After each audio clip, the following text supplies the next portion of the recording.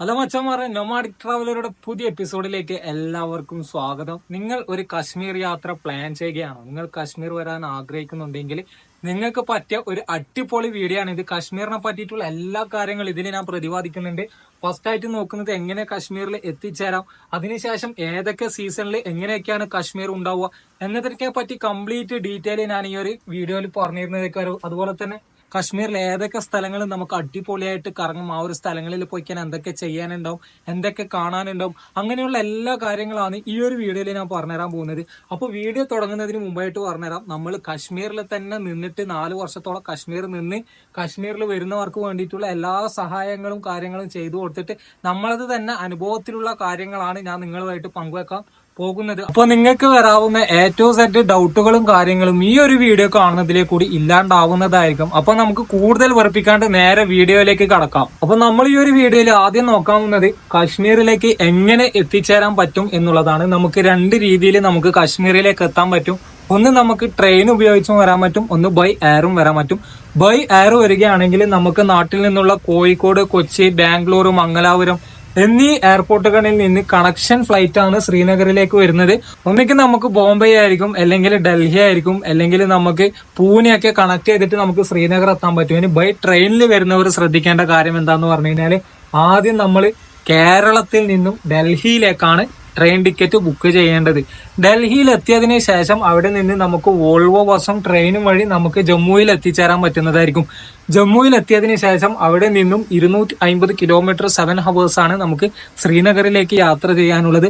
അവിടുന്ന് share taxi, tempo traveller, ബസ്സും കാര്യങ്ങളൊക്കെ ഉപയോഗിച്ചിട്ട് നിങ്ങൾക്ക് ശ്രീനഗറിൽ എത്താൻ പറ്റുന്നതായിരിക്കും. അപ്പൊ ശ്രീനഗറിൽ എങ്ങനെ വരണ്ടേന്നുള്ളതിനെ പറ്റിയിട്ടുള്ള ഡീറ്റെയിൽ വീഡിയോ ഞാൻ വേറെയും ചെയ്തിട്ടുണ്ട്. അത് വേണമെന്നുണ്ടെങ്കിൽ ഞാൻ ഒരു വീഡിയോയുടെ അവസാനം കൊടുക്കാം. അതുപോലെ തന്നെ അടുത്തതായിട്ട് നോക്കുന്നതാണ് സീസൺസ്. ഏതൊക്കെ മാസങ്ങളിൽ കാശ്മീർ എങ്ങനെയൊക്കെയാണ് നമുക്ക് കാണാൻ പറ്റുക, അങ്ങനെ പറ്റി പറയാനാണെങ്കിൽ നിങ്ങൾ മഞ്ഞ് കാണാൻ ആഗ്രഹിക്കുന്നവരാണെങ്കിൽ നിങ്ങൾക്ക് വരാൻ പറ്റിയ ബെസ്റ്റ് മന്ത് ആണ് ഡിസംബർ മുതൽ മാർച്ച്, ഏപ്രിൽ അവസാനം വരെയൊക്കെ ഉണ്ടാവും. പക്ഷെ മാർച്ച് വരെയാണ് വിന്റർ എന്ന് പറയുന്ന കാലാവസ്ഥ നമ്മുടെ ഈ ഒരു കശ്മീരിൽ ഉണ്ടാവുന്നത്. നല്ല മഞ്ഞ് വീഴ്ചയും മഞ്ഞ് പുതച്ച താഴ്വാരങ്ങളും കംപ്ലീറ്റ് വൈറ്റ് ആയിരിക്കും. കശ്മീർ അടിപൊളിയായിരിക്കും. നല്ല തണുപ്പും കാര്യങ്ങളൊക്കെ ആയിട്ട് എക്സ്പ്ലോർ ചെയ്യണമെന്നുണ്ടെങ്കിൽ ഈ ഒരു വിന്റർ ഡിസംബർ മുതൽ മാർച്ച് വരെ നിങ്ങൾക്ക് ചൂസ് ചെയ്യാൻ പറ്റുന്നതായിരിക്കും. ഇനി മാർച്ച് കഴിഞ്ഞാൽ ഏപ്രിൽ, മെയ്, ജൂൺ, ജൂലൈ ആ ഒരു മാസങ്ങളിൽ, ഏപ്രിൽ മെയ്യിലാണ് നമ്മുടെ തുലിപ്പ് ഗാർഡൻ, ഏപ്രിലാണ് ഉണ്ടാവുക തുലിപ്പ് ഗാർഡൻ. അതുപോലെ തന്നെ ഏപ്രിൽ കഴിഞ്ഞിട്ട് മെയ് മാസങ്ങളിൽ നമ്മുടെ അവിടെ സമ്മർ സ്റ്റാർട്ട് ചെയ്യുന്നതായിരിക്കും. ചെറിയ ചൂടും കാര്യങ്ങളുണ്ടാവും, പക്ഷെ പച്ചപ്പിന്റെ സമയമാണ് ഇത്. നല്ല അടിപൊളി പച്ചപ്പും താഴ്വാരങ്ങളും അരുവിയും പൂക്കളൊക്കെ ഉണ്ടാകുന്ന സമയമാണ് ജൂൺ, ജൂലൈ മാസം, സ്പ്രിംഗ് സീസൺ ആണ്. ഇനി ജൂലൈ കഴിഞ്ഞിട്ട് ആഗസ്റ്റ് മുതൽ നവംബർ വരെ, August, September, October, November. August, September അടിപൊളി സീസണാണ്, ആപ്പിളിന്റെ സീസണാണ്. ചെറിയ പൊടിച്ചലും മഴയും ചൂടൊക്കെ പോയിട്ട് നല്ല നോർമൽ ക്ലൈമറ്റും കാര്യങ്ങളൊക്കെ ആയിട്ട് നമുക്ക് ആസ്വദിക്കാൻ പറ്റിയ ആപ്പിൾ, നല്ല ആപ്പിളിന്റെ താഴ്വാരങ്ങളിലൊക്കെ പോയി ആപ്പിൾ മരത്തിൽ നിന്ന് പറിച്ച് കടിച്ച് കഴിക്കാവുന്ന മാസമാണ് ഈ ആഗസ്റ്റ്, സെപ്റ്റംബർ. ഒക്ടോബർ, നവംബർ എന്ന് പറയുന്നത് ഓട്ടം സീസണാണ്. ഒക്ടോബർ, നവംബർ നമുക്ക് ഓട്ടം സീസണാണ് ഉണ്ടാവുക. ഓട്ടം സീസൺ എന്ന് പറഞ്ഞു കഴിഞ്ഞാൽ നല്ല ബ്രൗൺ, റെഡ്, യെല്ലോ കളറിലുള്ള ചിന്നാർ മരങ്ങളും കംപ്ലീറ്റ് നല്ല ബ്രൗൺ, യെല്ലോ, ചുവപ്പ് കളറിലൊക്കെ ആയിട്ടുള്ള കാശ്മീർ നമുക്ക് കാണാൻ പറ്റുന്നത് ഈ ഒക്ടോബർ, നവംബർ മാസങ്ങളിലായിരിക്കും. നവംബർ ആ ഒരു ടൈം ആകുമ്പോഴാണ് നമ്മുടെ സാഫ്രോൺ ഫീൽഡിലുള്ള നല്ല അടിപൊളി കുങ്കുമപ്പൂവൊക്കെ വിളവെടുക്കുന്ന സമയം. ഈ ഒരു ഒക്ടോബർ, നവംബർ അവസാനട്ടെ, നവംബർ ആ ടൈമൊക്കെയാണ് നമ്മൾ ഈ ഒരു സാഫ്രോൺ വിളവെടുക്കുന്നത്. ആ ഒരു സമയത്ത് വന്നു കഴിഞ്ഞാൽ തന്നെ നമ്മുടെ അക്രൂട്ടും അവിടുന്ന് വിളവെടുക്കുന്ന സമയമാണ് ഈ ഒക്ടോബർ, നവംബർ മാസങ്ങളിൽ. അപ്പൊ നിങ്ങൾക്ക് സീസണെ കുറിച്ചിട്ടും വ്യക്തമായിട്ട് മനസ്സിലായിട്ടുണ്ടാവും എന്ന് വിചാരിക്കുന്നു. അടുത്തതായിട്ടാണ് നമ്മുടെ ശ്രീനഗറിൽ നിന്നും ഓരോ സ്ഥലങ്ങളിലേക്ക് പോകുന്നതും ഓരോ സ്ഥലങ്ങളിൽ പോയിക്കാൻ എന്തൊക്കെ കാര്യങ്ങൾ ശ്രദ്ധിക്കേണ്ടതായിട്ടുള്ള കാര്യങ്ങൾ ഇപ്പം പറഞ്ഞു തരാൻ പോകുന്നത്. അടുത്തതായിട്ട് ഞാൻ നിങ്ങൾക്ക് ഒരു വീഡിയോയിൽ പറഞ്ഞുതരാൻ പോകുന്നത് കാശ്മീരിൽ വന്നു കഴിഞ്ഞാൽ ഏതൊക്കെയാണ് മെയിൻ ആയിട്ടുള്ള ടൂറിസ്റ്റ് സ്പോട്ട്, നമ്മൾ ഒരിക്കലും മിസ്സാക്കാൻ പാടില്ലാത്ത ടൂറിസ്റ്റ് സ്പോട്ടുകളും അവിടെയുള്ള ആക്ടിവിറ്റീസും കാര്യങ്ങളും കാണാൻ പറ്റുന്ന കാഴ്ചകളും കാര്യങ്ങളാണ് ഞാൻ നിങ്ങൾക്ക് ഇപ്പോൾ പറഞ്ഞു തരാൻ പോകുന്നത്. അപ്പൊ ആദ്യം നമ്മൾ നോക്കുന്നത് ശ്രീനഗർ, രണ്ടാമത്തേത് ഗുൽമർഗ്, മൂന്നാമത്തേത് സോനാമർഗ്, നാലാമത്തേത് പെഹൽഗാം, പിന്നെ വരുന്നതാണ് 5-ാമത്തേത് ദൂദ് പത്രി, പിന്നെ വരുന്നതാണ് ഗുറേസ് വാലി, 6-ാമത്തേത്. അതുപോലെ തന്നെ അഹർബൽ വാട്ടർഫോളും വരുന്നുണ്ട്. 8ാമത്തേത് 9ാമത്തേത് സിന്തൻ ടോപ്പ്. പിന്നെ അതുപോലെ തന്നെ യൂസ്മർഗ് എന്ന് പറയുന്ന സ്ഥലം വരുന്നുണ്ട്. അതുപോലെ തന്നെ കാരൻ സെക്ടർ, ടേറ്റുവാൽ എന്ന് പറയുന്ന സ്ഥലം, അതുപോലെ തന്നെ പീർ കി ഗലി, അങ്ങനെ ഒരുപാട് സ്ഥലങ്ങൾ കാശ്മീരിലുണ്ട്. എന്നാലും മെയിൻ ടൂറിസ്റ്റ് സ്പോട്ട് എന്ന് പറയുന്നത് ശ്രീനഗർ, ഗുൽമർഗ്, സോനാമർഗ്, പെഹൽഗാം, ദൂദ് പത്രി, ഗുറേസ് വാലി. ഇതൊക്കെയാണ് മെയിനായിട്ട് എല്ലാവരും കാണാൻ പോകുന്നതും എല്ലാവരും കാണാൻ ആഗ്രഹിക്കുന്ന സ്ഥലങ്ങളും. ആ ഒരു സ്ഥലങ്ങളിലൊക്കെ പോയി കഴിഞ്ഞാൽ എന്തൊക്കെ കാര്യങ്ങൾ ചെയ്യാനും കാണാനും ഉണ്ട് എന്നാണ് ഞാൻ ഇപ്പോൾ പറഞ്ഞുതരാൻ പോകുന്നത്. ഇതാണ് ശ്രീനഗറിലത്തെ റൂട്ട് മാപ്പും കാര്യങ്ങളൊക്കെ വരുന്നത്. ശ്രീനഗർ സെൻട്രലാണ് വരുന്നത്. പിന്നെ അതുപോലെ തന്നെ സോനാമർഗ് ഒരു സൈഡാണ് വരുന്നത്, ഗുൽമർഗ് വേറൊരു സൈഡാണ്. ഗുൽമർഗിന്റെ ഒരു ഭാഗത്ത് തന്നെയാണ് നമ്മുടെ ഈ ഒരു ദൂദ് പത്രി വരുന്നത്. ദൂദ് പത്രിന്റെ സൈഡിൽ തന്നെയാണ് യൂസ്മർഗ് വരുന്നത്. പെഹൽഗാം വരുന്നത് ജമ്മുവിൽ നിന്നും ശ്രീനഗറിൽ വരുന്ന ഹൈവേയിലാണ് പെഹൽഗാം വരുന്നത്. ഇനി നമ്മളിത് ഒരു പ്ലാൻ ആയിട്ട് പറയുകയാണെങ്കിൽ ആദ്യം നമ്മൾ ശ്രീനഗർ വന്ന് ശ്രീനഗറിൽ സ്റ്റേ ചെയ്ത് ഫസ്റ്റ് ദിവസം നമ്മൾ പോകുന്നത് ശ്രീനഗർ ലോക്കൽ സൈറ്റ്സിൽ തന്നെയാണ്. ശ്രീനഗർ ലോക്കൽ സൈറ്റ്സിൽ കാണാൻ പറ്റുന്നതാണ് ഹസ്രത്ത് ബാൽ പള്ളി. നല്ല അടിപൊളി വൈറ്റ് പള്ളി. നിങ്ങൾ മറ്റേ കാശ്മീരിന്റെ വീഡിയോസിലൊക്കെ കണ്ടിട്ടുണ്ടാവും. നല്ല അടിപൊളി പ്രാവുകളൊക്കെ പറക്കുന്ന മെയിൻ കാശ്മീരിന് സെർച്ച് ചെയ്യുമ്പോൾ തന്നെ വരുന്ന പള്ളിയാണ് ഈ ഒരു ഹസ്രത്ത് ബാൽ. നബി സല്ലല്ലാഹു അലൈഹി വസല്ലമയുടെ മുടിയൊക്കെ സൂക്ഷിച്ചിട്ടുണ്ട് എന്ന് പറയുന്ന പള്ളിയാണ് ഹസ്രത്ത് ബാൽ. രണ്ടാമത്തത് ഗാർഡൻസ് ആണ് മെയിൻ ആയിട്ടുള്ള കാശ്മീർ ശ്രീനഗറിലുള്ള. നിഷാദ്, ഷാലിമാർ ഗാർഡൻ ഉണ്ട്, അതുപോലെ തന്നെ ഹർവാൻ ഗാർഡനും ഉണ്ട്. മൂന്നാമത്തതായിട്ട് വരുന്നതാണ് പരിമഹല്. അടിപൊളി കോട്ടയാണ് ശ്രീനഗറിൽ, നല്ല ഹൈറ്റുള്ള ശ്രീനഗർ ടൗണും കാര്യങ്ങളൊക്കെ കാണാൻ പറ്റുന്നത്.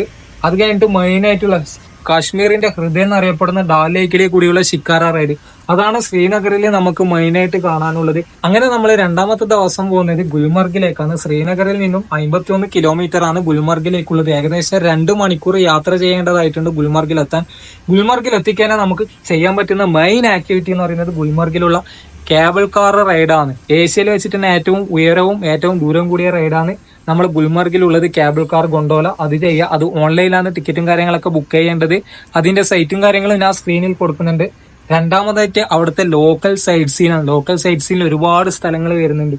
അതിലൊന്നാണ് ബുഡ്ഡ പത്രി എന്ന് പറയുന്ന സ്ഥലം. അതുപോലെ തന്നെ സ്ട്രോബെറി വാലി, മഹാരാജ പാലസ്, പഴയ അവിടുത്തെ രാജാവ്, കാശ്മീരിലുണ്ടായ രാജാവിന്റെ പാലസ് നമ്മുടെ ഇവിടെയുണ്ട് ഗുൽമർഗിൽ, മഹാരാജ പാലസ്. അതുപോലെ തന്നെ ഡ്രങ് വാട്ടർഫാൾ, അത് മെയിനായിട്ട് വിന്ററിലാണ് കാണേണ്ടത്. ഡ്രങ് വാട്ടർഫാൾ അതൊക്കെയാണ് നമ്മുടെ ഈ ഒരു ഗുൽമർഗ് കാണാവുന്നത്. ഗുൽമർഗ് കണ്ടതിന് ശേഷം നമുക്ക് നേരെ വന്നിട്ട് ശ്രീനഗറിൽ സ്റ്റേ ചെയ്യാം. എല്ലാ സ്ഥലങ്ങളിലും പോയിക്കാൻ ഇതിപ്പോ ഞാൻ ഡേ ട്രിപ്പ് നടത്തുന്ന പ്ലാനാണ് പറയുന്നത്. ശ്രീനഗറിൽ തന്നെ റിട്ടേൺ വരുന്നത്. ശ്രീനഗർ ടച്ച് ചെയ്യേണ്ട നമുക്ക് ഭാഗങ്ങളിൽ പോകാൻ കഴിയില്ല, കാരണം ശ്രീനഗർ സെൻട്രൽ ആയിട്ടാണ് വരുന്നത്. ബാക്കി 4 സ്ഥലങ്ങളുണ്ടെങ്കിൽ നാല് ഭാഗത്താണ് വരുന്നത്. കാശ്മീരിലെ ശ്രീനഗറാണ് സെൻട്രൽ വരുന്നത്. അതുകൊണ്ടാണ് എല്ലാവരും ഡേ ട്രിപ്പ് ശ്രീനഗറിൽ സ്റ്റേ ചെയ്തുകൊണ്ട് ചെയ്യുന്നത്. അങ്ങനെ മൂന്നാമത്തെ ദിവസം പോകുന്നതാണ് നമ്മൾ സോനാമർഗ്. സോനാമർഗിലേക്ക് പോകാൻ വേണ്ടിയിട്ട് 80 കിലോമീറ്റർ 3 മണിക്കൂർ യാത്ര ചെയ്യേണ്ടതായിട്ടുണ്ട്.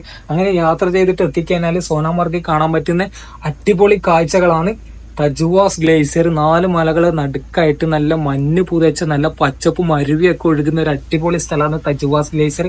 പിന്നെ 0 പോയിന്റ് ആണ്. 0 പോയിന്റ് സോനാമാർഗ് കഴിഞ്ഞിട്ട് കാർഗിലേക്ക് പോകുന്ന ഒരു മിഡിലാണ് വരുന്നത്. 0 പോയിന്റ് നമുക്ക് മറ്റേ സൂസില്ല പാസ് എന്ന് പറയുന്ന ചുരം, അതായത് കൈവരിയൊന്നുമില്ലാത്ത വേൾഡ് ഡേഞ്ചറസ് റോഡ് എന്നറിയപ്പെടുന്ന ആ ഒരു റോഡിലേക്ക് കൂടി പോയിട്ടാണ് നമുക്ക് ഒരു 0 പോയിന്റിലേക്ക് പോകേണ്ടത്. പിന്നെ വരുന്നതാണ് അവിടുത്തെ ലോക്കൽ സൈറ്റ്സിന്. ബാൾട്ടൽ വരുന്നുണ്ട്, അമർനാഥ് ബേസ് ക്യാമ്പ് വരുന്നുണ്ട്, അന്നെ ഫിഷിംഗ് പോയിന്റ് വരുന്നുണ്ട്. അതുപോലെ തന്നെ അവിടെയുള്ള കാശ്മീരി ലാസ്റ്റ് വില്ലേജും കാര്യങ്ങളൊക്കെ കാണാൻ പറ്റും സോനാമാർഗിൽ നിന്ന്. അങ്ങനെ സോനാമാർഗ് കണ്ടതിന് ശേഷം നമ്മൾ റിട്ടേൺ വന്ന് നമുക്ക് കാശ്മീരിൽ സ്റ്റേ ചെയ്യാൻ പറ്റും. അങ്ങനെ അടുത്തതായിട്ട് പോകുന്നതാണ് നമ്മുടെ 4ാമത്തെ സ്ഥലത്ത് പെഹൽഗാം. പെഹൽഗാം ഇവിടുന്ന് ഏകദേശം 88 കിലോമീറ്റർ ജമ്മുവിലേക്ക് പോകുന്ന റൂട്ടിലേക്കാണ് പെഹൽഗാം പോകാനുള്ളത്. പെഹൽഗാം 3 ഹവേഴ്സ് നമുക്ക് യാത്ര ചെയ്യാനുണ്ട്. പെഹൽഗാമിൽ മെയിനായിട്ട് കണ്ടിരിക്കേണ്ടത്, പെഹൽഗാമിൽ പോകുന്ന വഴിയിൽ നമുക്ക് സാഫ്രോൺ ഫീൽഡ് കാണാൻ പറ്റും. പാമ്പോർ എന്ന് പറയുന്ന സ്ഥലത്ത്, അതായത് കുങ്കുമപ്പൂവും കാര്യങ്ങളൊക്കെ ഉണ്ടാക്കുന്ന പാടാണ് അത്. ആ ഒരു പാടം കണ്ടതിന് ശേഷം രണ്ടാമത് പോകുന്നതാണ് ആപ്പിൾ ഗാർഡൻ. പെഹൽഗാമിൽ എത്തുന്നതിന് മുമ്പ് 2 സൈഡുമായിട്ട് റോഡിന്റെ ഗ്രാമത്തിൽ നല്ല അടിപൊളി ആപ്പിൾ തോട്ടങ്ങളും കാര്യങ്ങളൊക്കെ കണ്ടുകൊണ്ടാണ് നമ്മൾ പെഹൽഗാമിലേക്ക് പോകുന്നത്. അവിടെ നിർത്തിക്കഴിഞ്ഞാൽ നമുക്ക് ആപ്പിൾ സീസൺ ആണെങ്കിൽ ആഗസ്റ്റ് സെപ്റ്റംബർ മാസമെങ്കിൽ ആപ്പിൾ മരത്തുനിന്ന് പറിച്ച് കഴിക്കാൻ പറ്റും. അതുപോലെ തന്നെ ആപ്പിളിന്റെ ജാം, ആപ്പിളിന്റെ അച്ചാർ, ആപ്പിളിന്റെ ജ്യൂസ് ഒക്കെ നമുക്ക് ആ ഒരു ആപ്പിൾ ഗാർഡന്റെ അവിടെ നിന്ന് കിട്ടുന്നതാണ്. അത് കഴിഞ്ഞിട്ട് നമ്മൾ പെഹൽഗാമിൽ എത്തിയതിനു ശേഷം നമുക്ക് കാണാൻ പറ്റുന്നതുമായിട്ടുള്ള 2 കാര്യങ്ങളാണ്. ബൈസരൻ എന്ന് പറയുന്ന മിനി സ്വിറ്റ്സർലാൻഡ് എന്നറിയപ്പെടുന്ന കാശ്മീരിലത്തെ സ്ഥലം. അതുപോലെ തന്നെ ABC വാലി, ആര് വാലി, ബേത്ത വാലി, ചന്ദൻ വാലി. പെഹൽഗാമിൽ മെയിനായിട്ട് ഒരുപാട് വാലികളാണ്, നല്ല റിവറും നല്ല മലകളും വാലിയാണ്. ശരിക്കും നല്ല ഷെപ്പേർഡിന്റെ ആട്ടിടയന്മാരുടെ വാലിയാണ് പെഹൽഗാം. അവിടെ പോയി കഴിഞ്ഞാൽ മെയിനായിട്ട് കാണാനുള്ളത് ABC വാലിയും മിനി സ്വിറ്റ്സർലാൻഡ്. കാശ്മീരിൽ ഒഴിച്ചുകൂടാൻ പറ്റാത്ത ഒരു അടിപൊളി സ്ഥലമാണ് പെഹൽഗാം. അടുത്തതായിട്ട് വരുന്നതാണ് ദൂദ് പത്രി. ദൂദ് പത്രി എന്ന് പറഞ്ഞു കഴിഞ്ഞാൽ ശരിക്കും സ്വിറ്റ്സർലാൻഡ് തന്നെയാണ്. പക്ഷെങ്കിൽ സമ്മറിൽ പോയി കഴിഞ്ഞാലാണ് അടിപൊളിയായിട്ട് അവർ സ്വിറ്റ്സർലാൻഡ് പോലത്തെ സ്ഥലം നമുക്ക് കാണാൻ പറ്റുന്നത്. ശ്രീനഗറിൽ നിന്നും ദൂദ് പത്രിയിലേക്ക് 32 കിലോമീറ്റർ, വളരെ ദൂരം കുറവാണ്, അടുത്താണ്. 1.5 മണിക്കൂർ മാത്രമേ നമുക്ക് ദൂദ് പത്രിയിലേക്ക് യാത്ര ചെയ്യാനുള്ളൂ. 32 കിലോമീറ്റർ ഉള്ള ദൂദ് പത്രി എന്ന് പറഞ്ഞു കഴിഞ്ഞാൽ മെയിനായിട്ട് അടുത്ത അടിപൊളി പെയിൻ വാലി ഉണ്ട്. നല്ല വിശാലമായിട്ടുള്ള പച്ചപ്പ് വിരിച്ച വലിയ മൈതാനം, ചുറ്റും നല്ല അടിപൊളി പെയിൻ ഫോറസ്റ്റ് കൊണ്ടും ദേവദാരും മരങ്ങൾ കൊണ്ട് ഫുള്ള് ചുറ്റപ്പെട്ട നല്ല അടിപൊളി മൈതാനം. ആ ഒരു സൈഡിലെ കൂടി നല്ല വെള്ളച്ചാട്ടം ഉണ്ടാവും. ദൂദ് പത്രി എന്ന് പറഞ്ഞാൽ നല്ല പാല് പോലെ ഒഴുകി വരുന്ന വെള്ളച്ചാട്ടം. അങ്ങനെയാണ് ദൂദ് പത്രിക്ക് ആ ഒരു പേരൊക്കെ വരാൻ കാരണം. അങ്ങനെ ദൂദ് പത്രിയും കാണാം. സ്വിറ്റ്സർലാൻഡ് പോലത്തെ സ്ഥലങ്ങളാണ് കാശ്മീരിലുള്ള. അടുത്തതായിട്ട് വരുന്നതാണ് ഗുറേസ് വാലി. ദൂദ് പത്രി കണ്ടിട്ട് ശ്രീനഗറിൽ വന്നാൽ പിന്നെ പോകാൻ പറ്റുന്നതാണ് ഗുറേസ് വാലി. ഗുറേസ് വാലിയിലേക്ക് 123 കിലോമീറ്റർ ഉണ്ട്. ഗുറേസ് വാലിനെ പറ്റിയിട്ട് ഞാൻ ഒരു വേറെ തന്നെ വീഡിയോ ചെയ്യുന്നതാണ്. ഗുറേസ് വാലി പോകുമ്പോൾ നമുക്ക് കാണാൻ പറ്റുന്ന ഒരുപാട് കാര്യങ്ങളുണ്ട്. ഗുറേസ് വാലിക്ക് ശരിക്കും പോകാൻ ഒരു ദിവസം അവിടെ സ്റ്റേ ചെയ്തിട്ട് നമ്മൾ സൈറ്റ് സീൻ ഒരു ദിവസം പോകണം, പിന്നെ വരാൻ ദിവസം 3 ദിവസം നമുക്ക് ഗുറേസ് വാലി ട്രാവൽ പ്ലാൻ ചെയ്യുന്നുണ്ടെങ്കിൽ അവിടെ പോകും. അപ്പോൾ ഗുറേസ് വാലിയിൽ പോകുമ്പോൾ കാണാൻ പറ്റുന്നതാണ് ഏഷ്യയിലെ ഏറ്റവും ക്ലിയറസ്റ്റ് ആയിട്ടുള്ള വൂളാർ ലേക്ക്. നമുക്ക് ഗുറേസ് വാലി പോകുന്ന വഴിയിൽ ബാണ്ടിപ്പോറ വില്ലേജിലാണ് കാണാനുള്ളത്. രണ്ടാമത്തേതാണ് അവിടെ റസ്ദാൻ ടോപ്പ് എത്തുന്നതിന് മുമ്പായിട്ട് പീർ കി ബാബ എന്ന് പറയുന്ന ദർഗ, അതായത് ഒരു ദർഗന്റെ ഉള്ളിൽ തന്നെ ഹിന്ദുക്കൾക്കും മുസ്ലിങ്ങൾക്കും രണ്ടാളെ അതായത് പ്രാർത്ഥിക്കുന്ന ദൈവങ്ങൾ ഒരു ഇതിന്റെ ഉള്ളിൽ തന്നെ വെച്ചിട്ടുള്ള ഒരു സംഭവമാണ് പീർ കി ബാബ എന്ന് പറയുന്ന ഒരു ദർഗ.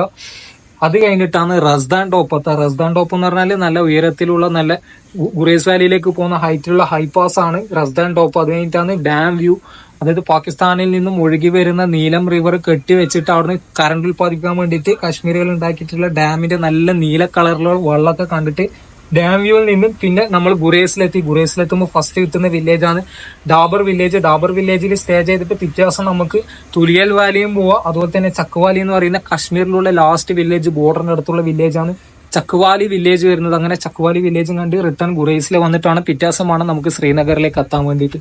അപ്പൊ ഈ പറഞ്ഞ സ്ഥലങ്ങളൊക്കെ കറങ്ങുന്നുണ്ടെങ്കിൽ നമുക്ക് ഏകദേശം 1, 2, 3, 4, 5, 6, 7, 8 ദിവസം നമുക്ക് വേണ്ടി വരും ശ്രീനഗറിൽ ഈ പറഞ്ഞ സ്ഥലങ്ങൾ കംപ്ലീറ്റ് കാണാൻ വേണ്ടിയിട്ട്. നോർമലി എല്ലാവരും ചെയ്യാറുള്ളത് ശ്രീനഗർ, ഗുൽമർഗ്, സോനാമർഗ്, പെഹൽഗാം മാത്രമാണ് കാണുന്നത്, കൂടിപ്പോയി കഴിഞ്ഞാൽ ദൂദ് പത്രി. അടുത്ത ചോദ്യം എന്ന് പറഞ്ഞാൽ നിങ്ങളത് കശ്മീർ കംപ്ലീറ്റ് കാണാൻ വേണ്ടിയിട്ട് എത്ര ദിവസം നമ്മൾ കശ്മീരിൽ സ്റ്റേ ചെയ്യേണ്ടി വരും? സ്റ്റേ ചെയ്യുന്നുണ്ടെങ്കിൽ ഈ പറഞ്ഞ കാര്യങ്ങൾ മൊത്തം കാണുന്നുണ്ടെങ്കിൽ ഞാൻ പറഞ്ഞ പോലെ തന്നെ 7 nights 6 day ടൂർ അല്ലെങ്കിൽ 7 night 7 day ടൂർ നമ്മൾ ചെയ്യേണ്ടി വരും. അല്ല നോർമലി ശ്രീനഗർ, ഗുൽമർഗ്, സോനാമർഗ്, പെഹൽഗാം കണ്ടാൽ മതി എന്നുണ്ടെങ്കിൽ നമുക്ക് 5 night 5 day ടൂർ ചെയ്താൽ മതിയോ. അല്ലെങ്കിൽ 5 night 5 day ടൂർ എന്ന് പറയുമ്പോൾ ദൂദ് പത്രിയും വരും. 4 സ്ഥലങ്ങൾ മതി എന്നുണ്ടെങ്കിൽ ഒന്നിക്കൽ 5 night 4 day മതിയാവും, അല്ലെങ്കിൽ 4 night 4 day മതിയാവും.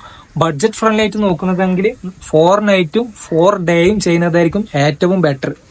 ഈ പറഞ്ഞ പ്ലാന് നമുക്ക് കസ്റ്റമൈസ്ഡ് ആയിട്ടും ചെയ്യാൻ പറ്റുന്നതായിരിക്കും. കസ്റ്റമൈസ്ഡ് ആയിട്ട് ചെയ്യുന്നതാണെങ്കിൽ എല്ലാവരും ശ്രീനഗറിൽ വന്നിട്ട് ഡേ ട്രിപ്പാണ് ചെയ്യാറുള്ളത്. ശ്രീനഗറിൽ വരും, അവിടെ തന്നെ രാത്രി സ്റ്റേ ചെയ്തുകൊണ്ട് എല്ലാ സ്ഥലങ്ങളിലും പോയി വരാറാണ് ചെയ്യാറുള്ളത്. അപ്പൊ കസ്റ്റമൈസ്ഡ് ആയിട്ട് ചെയ്യുന്നതാണെങ്കിൽ ഞാൻ നല്ല അടിപൊളി പ്ലാൻ പറഞ്ഞുതരാം. ആദ്യം നമ്മൾ ശ്രീനഗർ വരും, ശ്രീനഗറിൽ നമ്മൾ സ്റ്റേ ചെയ്യും. ഫസ്റ്റ് ദിവസം പോകുന്നതാണ് നമ്മൾ ഗുൽമർഗിലേക്ക്.